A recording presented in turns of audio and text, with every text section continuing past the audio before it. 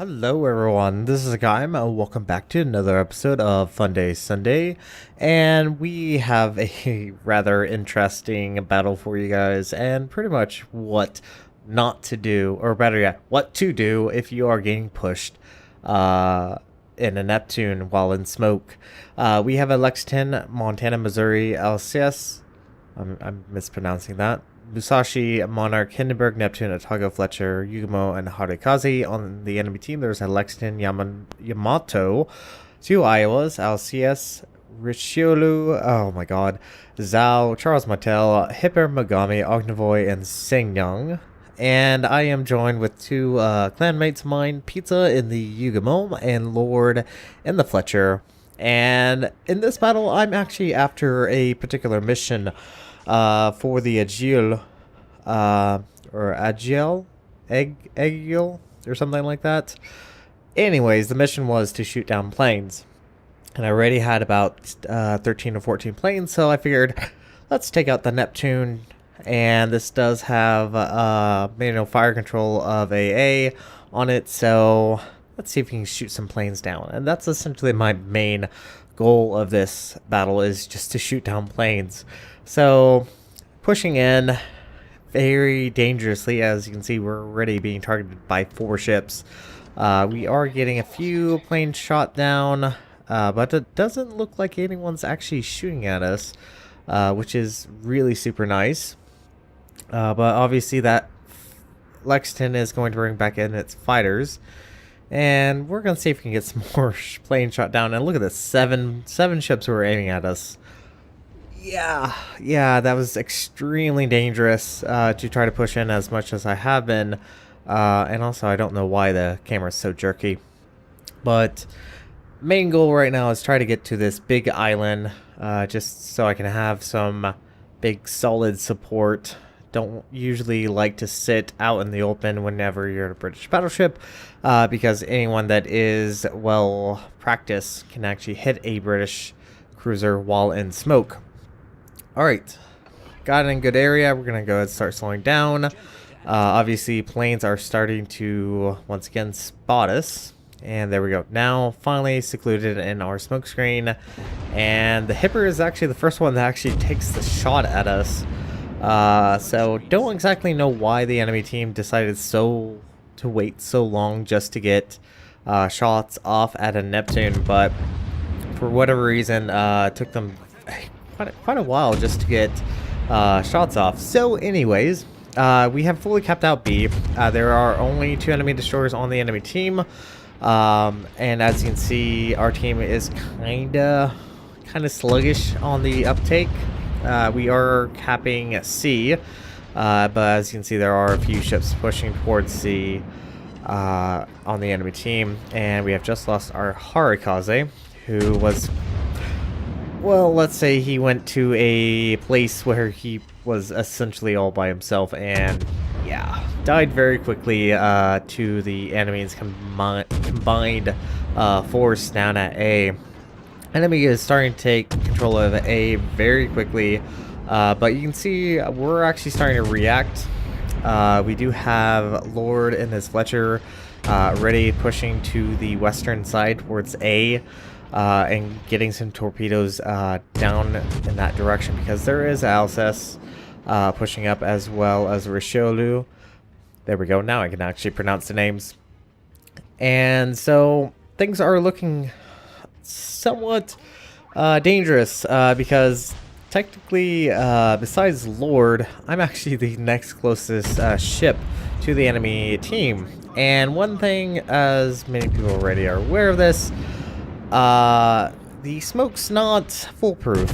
Used to be foolproof, used to be really nice, used to be able to hide in it and could fire with impunity as long as you're not being raided, hydroed, or within 2 kilometers. But as you can see, our smoke has actually now officially dissipated, but the only major threat that could really get a shot on us is going to be the Charles Martel, and he has now officially gone down. Now, there are a few other ships to the south, and Lord is coming in with some smoke, but he dropped it a bit too early, and it is actually going to stop right behind us. And right now, my best hope, because there is a Alcys pushing in, my best hope right now is to reverse slowly, and this is the worst idea for a British cruiser, to reverse into a smoke screen, but we're able to get in there and able to dodge all those shots. Went ahead, opened up on the Alcys. Now there's something to keep in mind. The Alcys and I believe the Richelieu is actually divisioned up with each other, and this is going to be very dangerous because, well, the Neptune isn't as sneaky as the Minotaur. That means the Neptune can be detected whenever firing its guns at around 7.5 kilometers. So, at the moment, the enemy ships are within 7.5 kilometers. And looks like the Envoy did actually take a torpedo hit. And you can see I'm not firing my guns. I'm just going to rely on my torpedoes. And secondaries are also optional. This is one nice thing I like about the Neptune versus the Minotaur, is that the Neptune does have secondary guns. And secondary guns can actually fire with impunity from a smoke screen. So I'm fine at the moment. I did drop torpedoes on the Alcys. You do get 2 torpedo hits, but he's still alive and kicking. Takes another one on the bow. It looks like the Richelieu does open up kind of where my smoke screen was, and I'm actually trying to keep my distance. We're gonna go ahead and pop my own personal smoke screen, give myself a little bit more space from this tier 9 as much as possible, but does go down to Lord and the Fletcher. He gets, I believe, his second kill. Might be his second kill. But torpedoes are still going out, and unfortunately I kind of misjudged the whole smoke screen. I actually slipped out. Planes are being shot down. Once again, I do run manual fire control on my Neptune. My stern is to both the Iowa and the Richelieu, but it is a British cruiser, and with those big of guns, I still am going to probably eat citadels.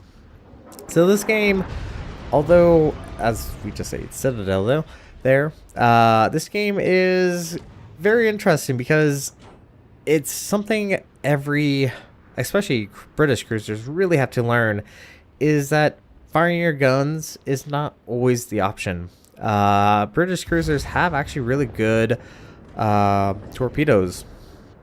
And here I am, once again, playing a very dangerous game.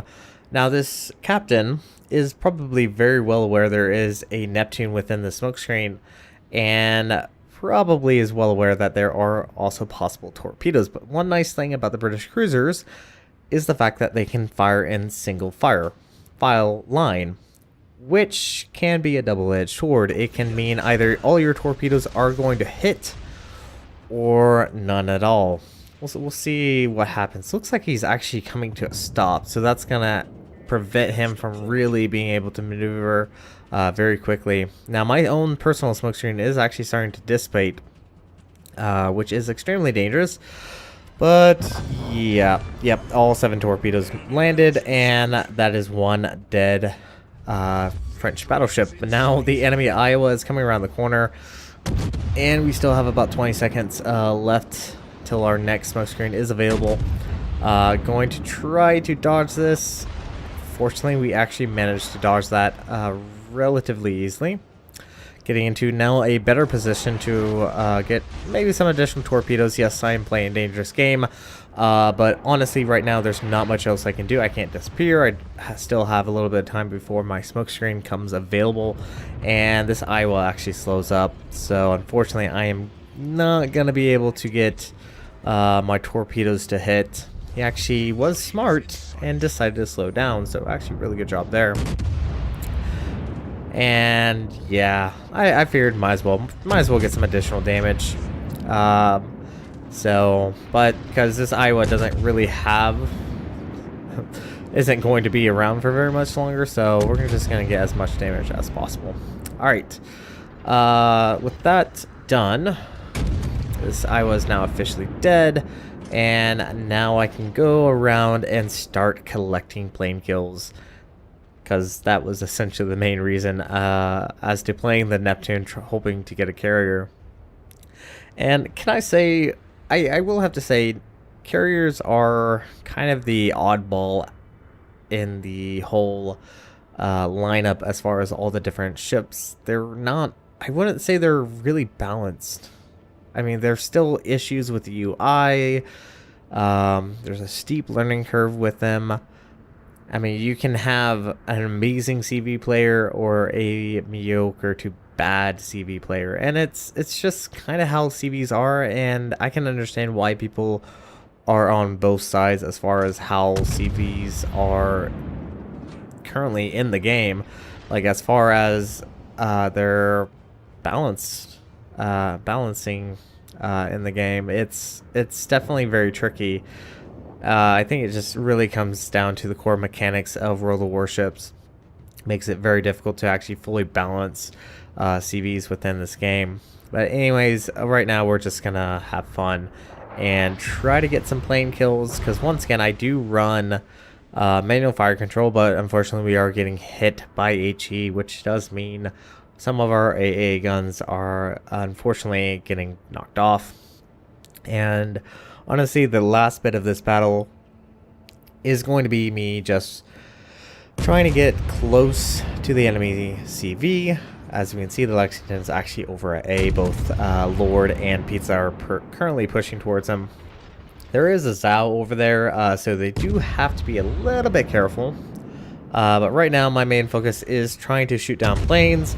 And fortunately for myself, the Lexington decides to give me the opportunity to get some plane kills, because he decides to go after the friendly battleship just to the left of me. And just watch how quickly we can shoot down these planes. And keep in mind, we have lost AA turrets. That is something to keep in mind, but already we've shot down 3. And look at this, a full strike pattern, 2 dive bombers and 1 torpedo plane. And we're just gonna rack up these plane kills very quickly. Yeah, once again, main focus in this battle was to shoot down planes, but the enemy team is going to lose fairly quickly, just due to points. So not a bad game, and kind of nail biting at times, especially with a few battleships starting to push in towards you and you having to rely on your torpedoes. But that there is game. And with that, we are gonna go ahead and end off this episode of Funday Sunday. Thank you guys so much for watching. If you like what you saw, hit the like and subscribe button. You guys have a great and fantastic day. Zaijian.